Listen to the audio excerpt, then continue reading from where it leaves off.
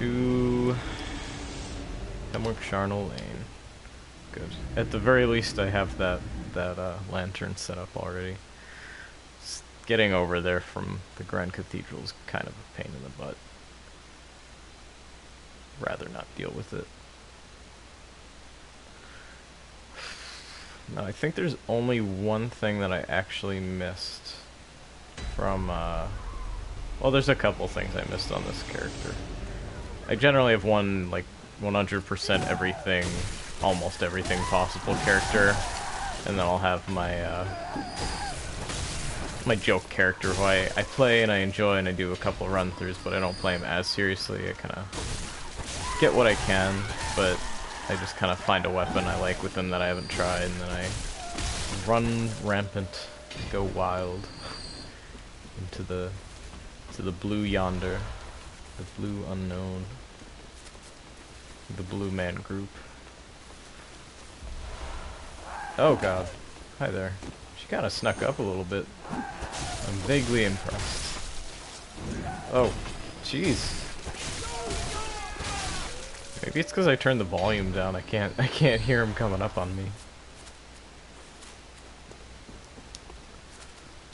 These tricky ladies. Yeah, I'm just gonna ignore that. That didn't happen. I'm not crazy. Just going for a walk. The horse just going for a pleasant walk in a bad neighborhood. But he's so athletic, so agile, he does not even notice the mortal endangerment that he's putting himself in. This is just the norm. This is just a brisk Friday afternoon run for the horror. Hi there. Oh my god. The switch got in my way for a sec. I was getting a little nervous. Alright, see you fella. See you folks. See you Doge. Up the ladder. Yeah, that's right, don't even think about it. Maybe I should speedrun Bloodborne. Along with the real pros. Running through areas of the game. No, I think where I would fail is the actual boss fights. When I have to actually fight things, that's where shit goes bad. But I'm fantastic at skipping everything. And you know, that's a big part of what there is to love about the Souls games. It's so smooth. Once you're good enough, once you know your surroundings, you can just speed about like a bat out of hell. Just trigger Canehurst. Right? Trigger. Do I need to finish the area first? Huh. I thought you could trigger Canehurst earlier. I have the summons, yeah, so maybe I was at the wrong tombstone, or I don't know. I'm pretty sure enemies being there doesn't matter for Jack, so let's just kill the boss. Let's just make a night of it. Just, you know how it is. Hey, baby. Are you back here? No. How about over here? No. Up here? No. In this corner. Ah. Got you. Alright. Oh, she's over there. I kinda enjoy the dynamic to this fight and the fact that for just a moment you can see her kind of pop up as she completes her teleport. Nope, there she is. You gotta watch at the corner of your eye, and occasionally you won't catch her, or occasionally you'll be an idiot and let one of those creepy messes of hair and tendrils get you, but I lost her. Now we have to go scavenger hunting again. Not over here. Not up there, I don't think.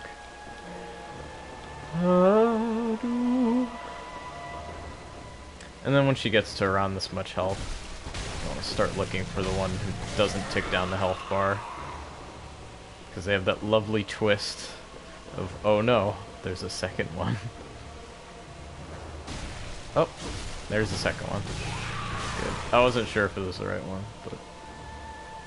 Oh, she's up there now. Cha-cha-cha-cha-cha-cha. Can't quite get her. And that thing's coming up on me. Ow. That wasn't too bad. It's got a little clipped. Are you over here? No.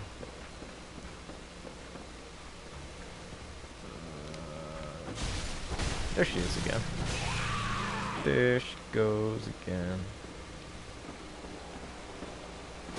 There she goes, there she goes, there she goes again.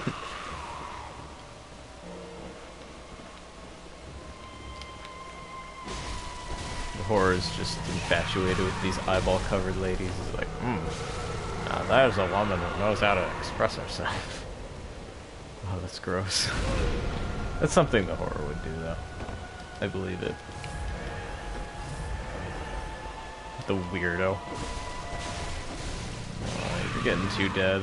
I don't want to keep attacking you.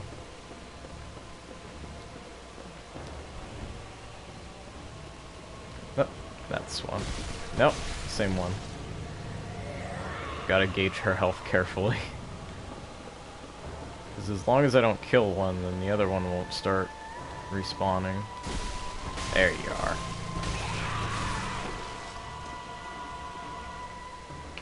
Gotcha. I gotcha. Oh, whoa, what the? That was weird. She kind of disappeared to an attack animation. Okay.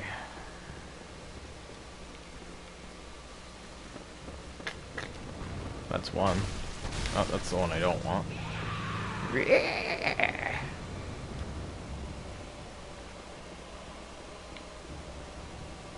Second one continues to evade me. Where did you go, pretty lady? She's probably being guarded by these two. Oh. Oh, they're together now.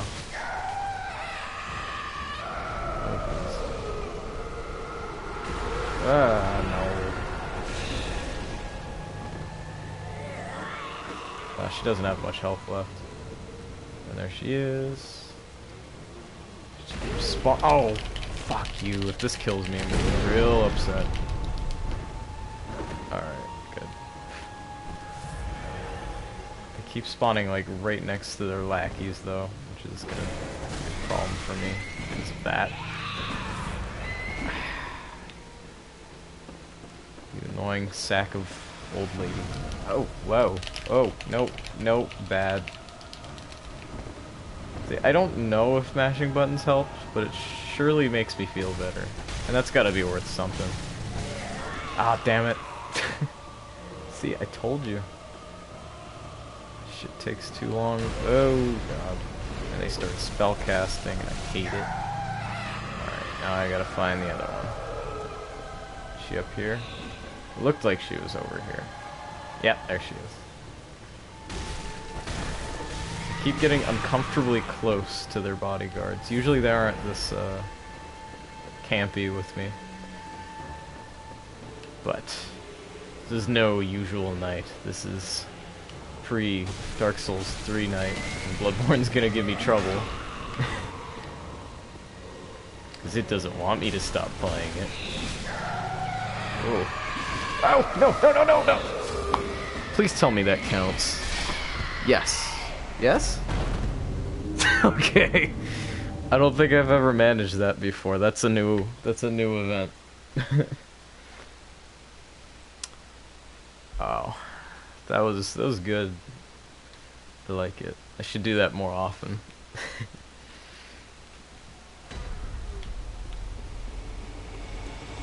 I do hate that though, that they kind of sit there for a little while. The summons, they just kind of stand there for a couple seconds after the fight. I'm usually pretty safe, but there I kind of I kind of just went in for the kill and then did not react well to the follow-up. I was like, I'm done, I win. You don't get to kill me now, you had your chance. Actually, I don't know if there's much point to using this. No. Technically, it skips a lot of enemies. This way I only have to deal with the crow, one of those shadow thingies, like a lady who we didn't even see there, firebomb. Yeah, that's fairly stressless. So now let's find out if I actually cleared the area or not. Pretty sure I did, because it said prey slaughtered and they disappeared and I got the item drop. So I think the game's counting that as a win for the horror. Which is nice, because other Souls games I don't think would be so merciful. If you died as you killed the enemy, it would not be quite so merciful to your case, to your cause. It'd be like, nope, do it again. You fucked up.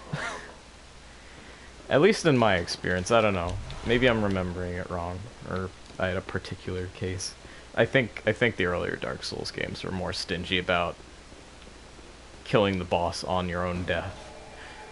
But anyways, we'll just light that baby up, and I'm actually gonna turn the fan on in a sec. When we get to Canehurst, I'll turn on the air conditioning for Canehurst, you know. We're playing in a 4D virtual reality environment. We gotta match the weather conditions to the actual area. And Hammock Charnelaine. I don't know, I feel like it would be a little more chilly and soggy looking, or based on how it looks, but you know, it's a little muggy in my room. There we go. Job's done.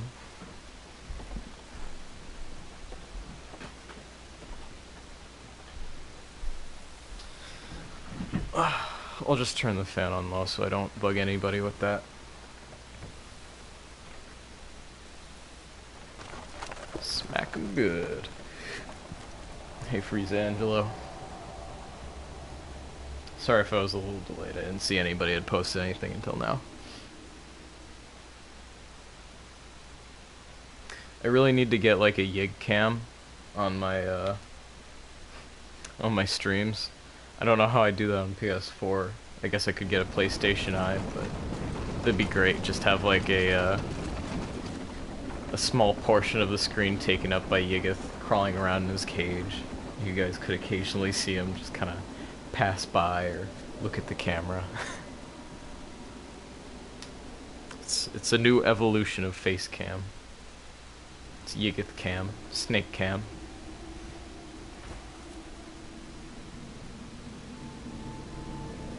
I'm finally home.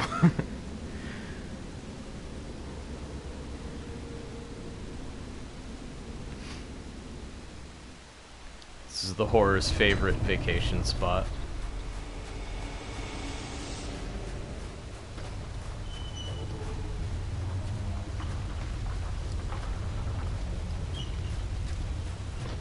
Alright, let's see how quickly I can do this.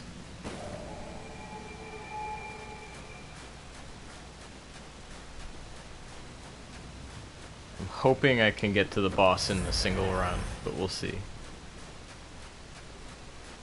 Either way, I'm skipping like most of this area. I'm just very impatient tonight. This stream is going to reflect on how I'm feeling waiting for Dark Souls. It's just, alright, I know everything I'm doing. I know this game like the back of my hand. I need something different. And there it'll be. Dark Souls 3. I actually do know like the first 3 areas, technically, if you count the opening area. I know the first 3 areas, but I haven't played them myself, so there is a distinguishable difference between seeing an area fully and playing through it fully. You don't have your muscle memory until you've really gone out there and done it for yourself, so I'm looking forward to that. But yeah. Ow. Hey, you wanna go? You know what? I'll stop just for you. You little bastard. Show you who's the master fencer. It's not me, but it's not you either because you died. That's how you use this thing, right? Yeah. Close enough.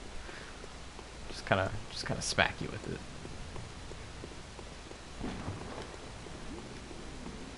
And I'll quickly get. Oh. There you go. Always want to have that shortcut insurance, just in case something goes wrong. Which in my case it always does. So. Whoa. Get a little regain. And a little Super Mario hops. It's good shit. Get a couple more Titanite chunks. I'm sure I missed a couple Titanite chunks already here, but... Bye.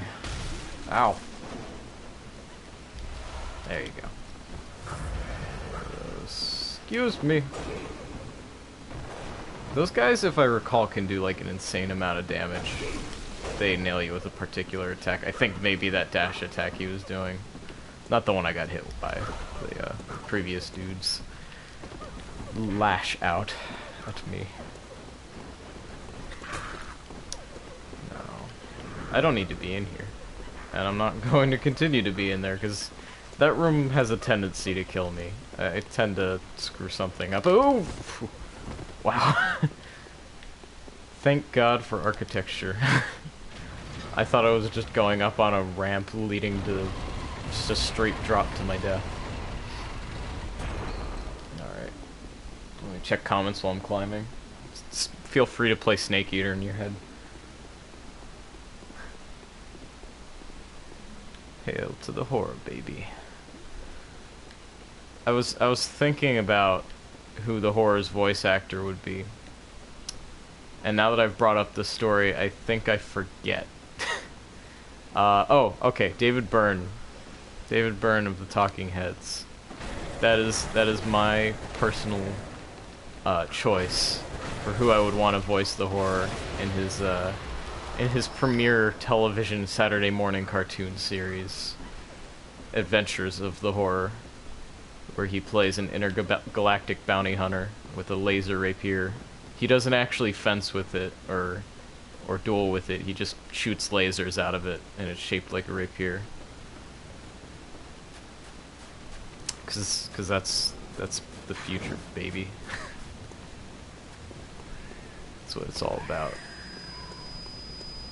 Swords that shoot like guns. Guns that shoot swords that explode into smaller swords. I remember Borderlands 2. That was a lot of game that I played. I think it was like 250 something hours I played that game. I did all of the little expansion things they did, most of it by myself, which was really kind of a sad experience, but I don't know. It was a good game. Of the Diablo loot fest grindy kinds of games, it was solid, but I don't know. It kind of loses its edge the further in you go, so. Alright, I'm hesitating here, because this boss... I either do very well against him, or I just have a hell of a lot of trouble, and we'll see which it is tonight. I'm focused. My eyes are set on the prize. And there is actually a particular reason I'm doing this. For the past 3 playthroughs, this will be my 3rd. So 2. I keep missing the roar gesture, because I always kill... What's his face? I always kill Alfred before I can learn it from him. And it's the dumbest thing, and I don't know why I keep missing it, but I keep missing it with the horror, so... I'm gonna make a point to myself this time to get roar. And everybody remind me not to attack our good friend Alfred, because I need that sweet gesture so I can hear Old Man Horror's raggedy voice.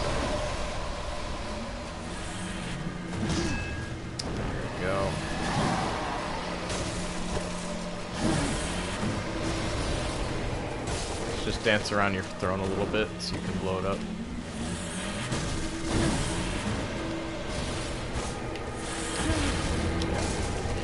Gotta always watch out for that smart bomb he does right at the front.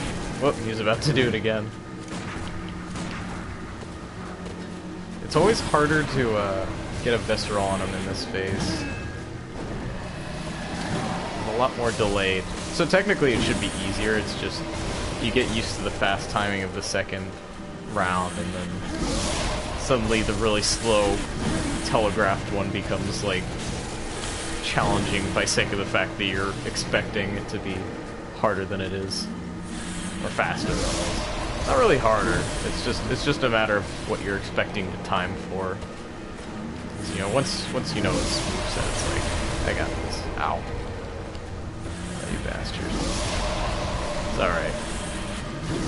We don't have to worry too bad till he tries to do his AoE. Then, yep, right here. Then I gotta do this. And that way, I actually didn't know this, but apparently this is a thing.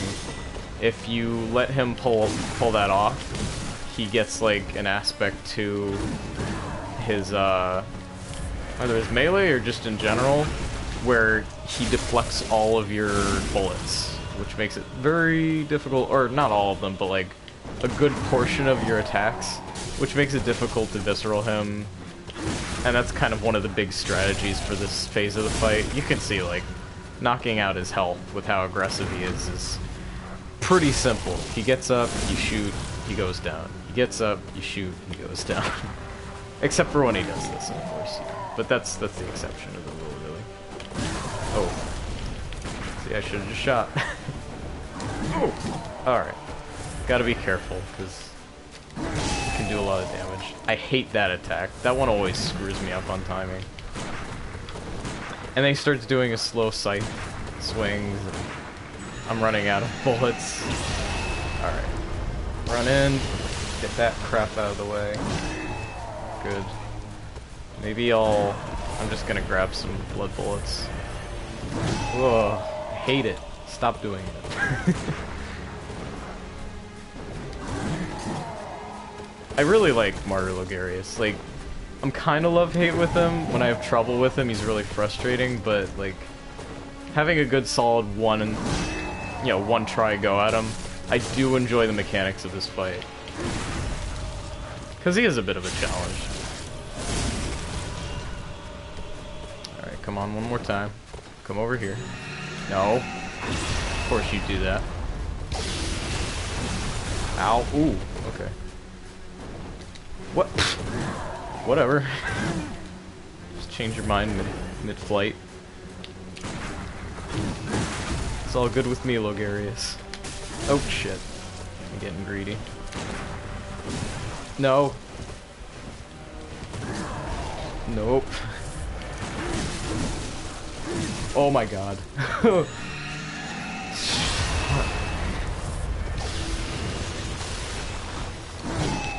bastard. About to give me a heart attack. I'm at the very end, I'm doing so well. And he's pulling this shit. Like, come on. Get out. Get out. Kill you before I kill your sword. Oh, that looks good. Yeah, I'm just wearing it for style. It looks like it's jutting through my shoulder, but actually.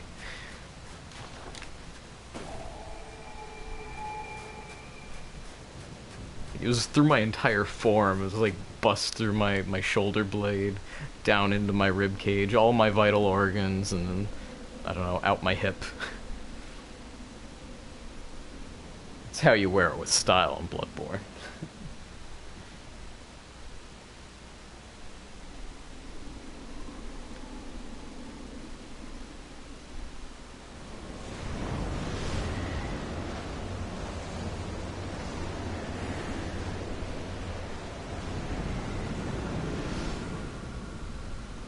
I might have had a total, like, mental sidetrack and forgot what was going on, but Frieza, what's B2?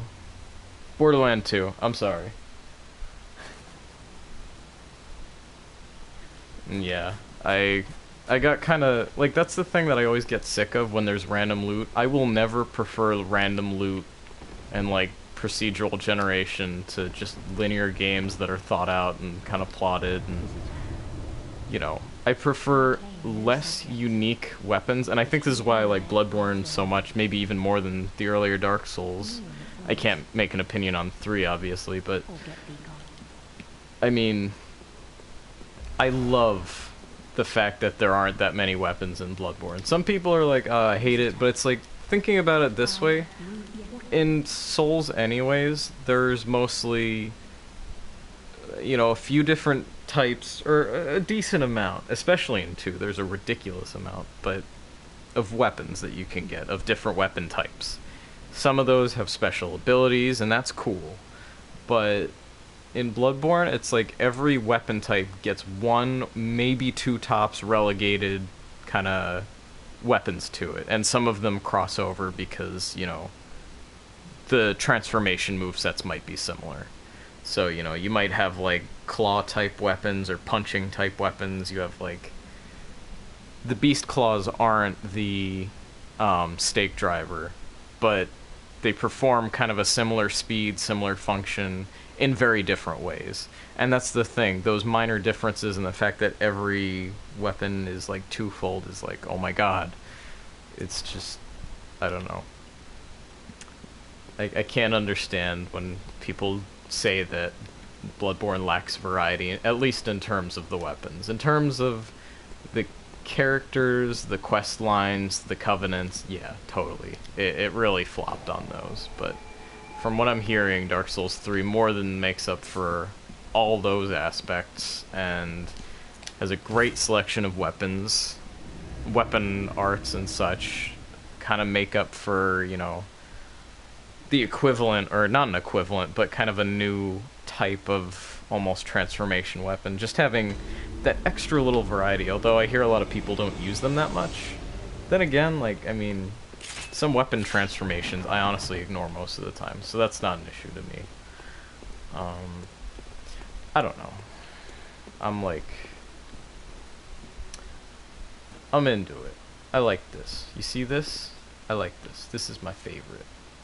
And, you know, Bloodborne may still be my favorite. I'm not sure. I think Bloodborne's always going to be special to me, because it approaches a kind of setting that Dark Souls does not tackle. And so for that reason, even though in essence they are the same type of game, they're very different sorts of experiences. And I like that.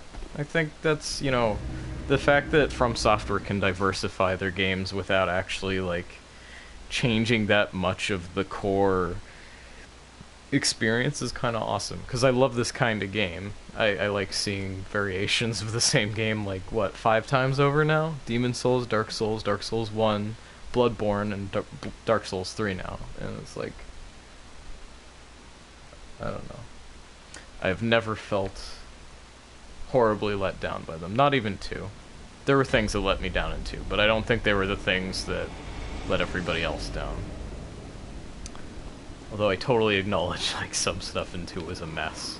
Especially looking back, a lot of stuff in 2 was pretty messy or just non sequitur from the first game. Didn't tie in quite right, but I don't know. And that's the thing, is even people who hate it still admit it was one of the best games of that year. Although some of them will be like, it's only because everything else was as terrible as it was, and it's like, I don't know. You could call it bad taste, call it whatever. I like to like games. And that doesn't mean that I won't be critical. I totally get the issues with 2. But I think I just don't let them spoil the rest of the experience that is so good in 2 by comparison. Because 2 did a lot of cool stuff. It did refine stuff, you know. It also made other things worse. And I'm not really trying to make a particular case here even.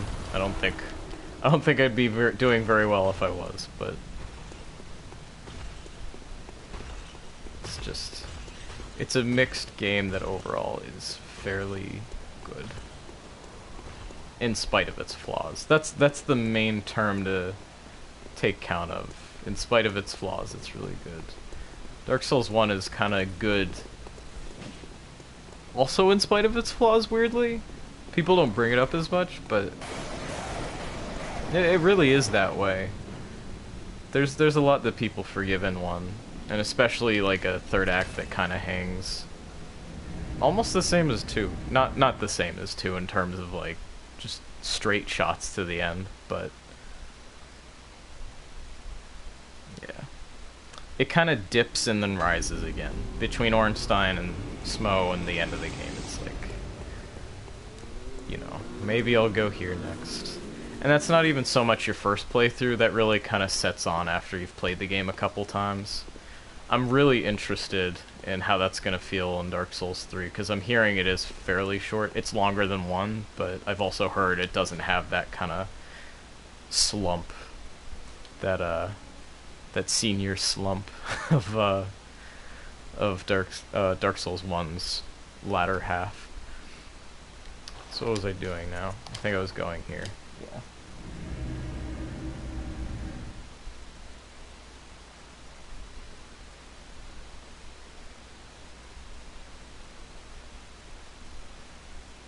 Master, look. Oh god. Alright. Whoops, I didn't mean to do that. I just want to make contact, man. Hey, dog. Yes, finally. Let's hear it. Let's hear the roar. I forget what voice I gave him. I think it's aged. I think the horror is an old man, so let's see. No, I think he needs make contact. I'll replace sit down with roar. There it is. Oh no, he actually has the same exact voice as Gaius, my main character.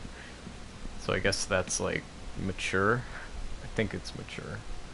Or young. I don't remember. It doesn't matter. I got it. I did it. Let me pick up the gooey goo.